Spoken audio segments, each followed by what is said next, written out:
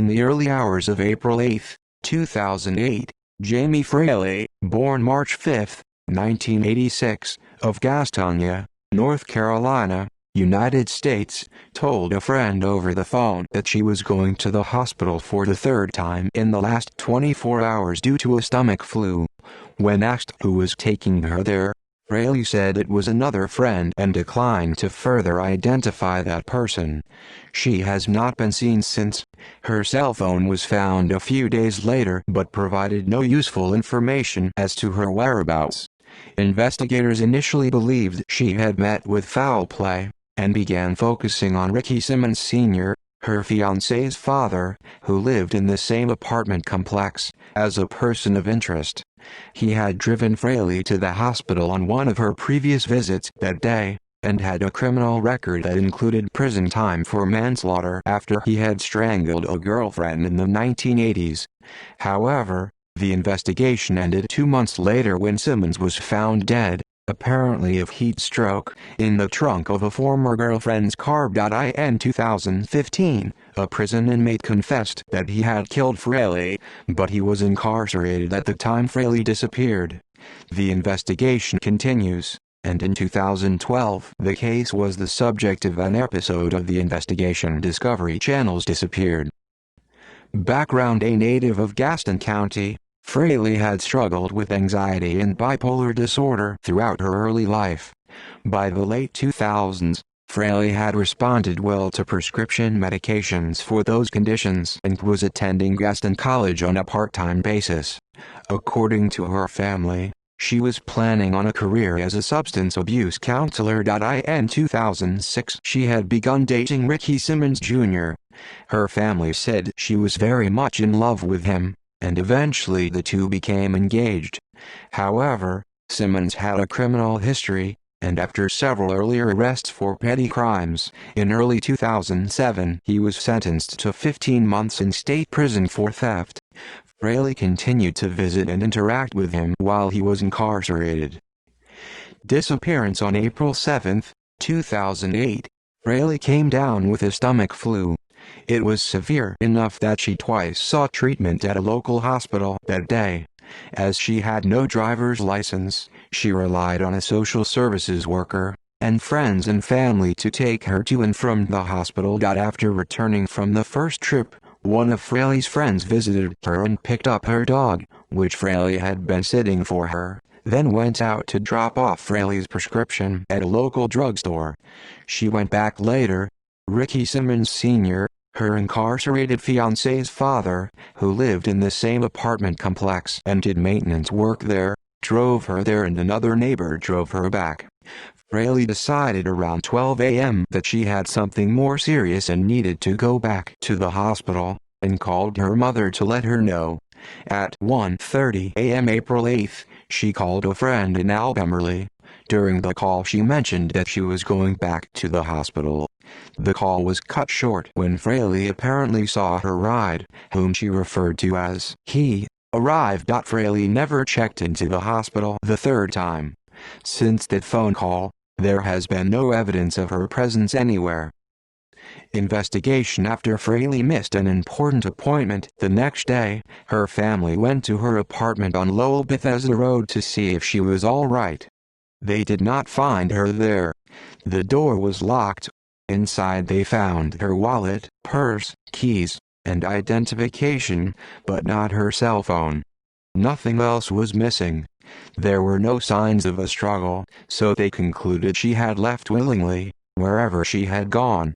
Unable to locate her, they called police and reported her missing. Gaston County Police launched a major investigation, putting all its investigators on the case, with 3 of them devoted to it full-time, and requesting assistance from both the state's Bureau of Investigation and the FBI. "I have never seen a missing person case worked this thoroughly," said Christy Rooney, the chief detective.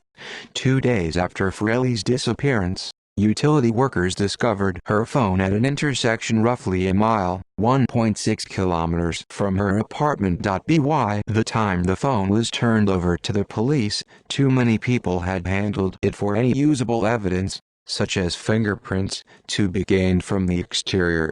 Searching through its call records, police found that several calls had been made at 4:30 a.m. However, they turned out to be from the list of calls Fraley had dialed earlier and were not connected to the disappearance. A call had been made to the phone at 5 a.m., but it could not be determined who it was from. Ricky Simmons Sr. Ricky Simmons Jr., Fraley's fiancé, was still imprisoned at the time of her disappearance, so investigators ruled him out as a suspect. They quickly refocused on his father, Ricky Simmons Sr. He, too, had a criminal record, including 6 years in prison for manslaughter in the 1980s after strangling a girlfriend to death. Simmons Sr. lived in the same complex as Fraley, just 2 doors away, and did maintenance work there. He had driven her to the hospital the second time on the day she disappeared, making him one of the last people to see her that day. Reportedly, he was obsessed with Fraley. He refused to take a lie detector test. 2 months to the day after Fraley disappeared, however, the investigation into Simmons ended with his death. On June 7, Kim Springer, a former girlfriend who had recently obtained a protective order against him, noticed a foul odor in her car. It persisted, and the next day she opened the trunk. Inside, Springer found Simmons' body. Police investigating found he had a set of her car keys. A week earlier, Springer's purse had been stolen from the car. The cause of death was ruled to be accidental heat stroke. During the previous days, high temperatures in the area had exceeded 90 degrees Fahrenheit, 32 degrees Celsius. Police theorized that Simmons had used the keys to let himself into the trunk with the intent of ambushing Springer at some point, letting himself out with the working emergency latch. When heat exhaustion set in, however, it was possible that he had panicked and forgotten to use it, remaining in the trunk to die. After completing their investigation into Simmons' death, detectives told the media that he had been considered a person of interest in Fraley's disappearance, which remained an open case. Members of both the Fraley and Simmons families believed Ricky Sr. had taken useful information about what happened to Fraley to his grave. Her mother, Kim, who had supplemented the official investigation with efforts of her own, recalled crying when she learned of his death. Ricky Sr., she claimed, was hiding something and we couldn't never get that out of him. Ricky Simmons Jr., by then released from prison, also said he believed his father, whom he described as being more of a friend, was aware of what had happened to Fraley, but generally found the unusual chain of circumstances overwhelming. First my fiancé goes missing, then my dad climbs in a trunk and dies. Does that make sense to anybody? He asked a local TV station. 2015 possible confession. In 2015, Jerry Case, a man then serving federal prison time for kidnapping, made a possible confession regarding Fraley's disappearance. He had been incarcerated at that time. When he confessed, Case was on trial for a 1985 murder in Gaston County, which he had confessed to in a 2012 letter to the Gaston Gazette. In 2015 he wrote another letter to the Gazette, confessing to killing Fraley and another local woman who had been shot and killed in her house, which was then set on fire later that year.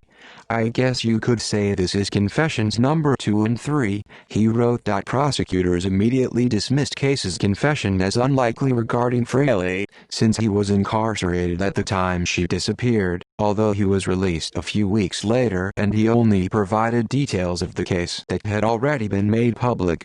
They also discounted his marginally probable confession regarding the later murder of the other local woman, though he had been free at the time the later homicide occurred.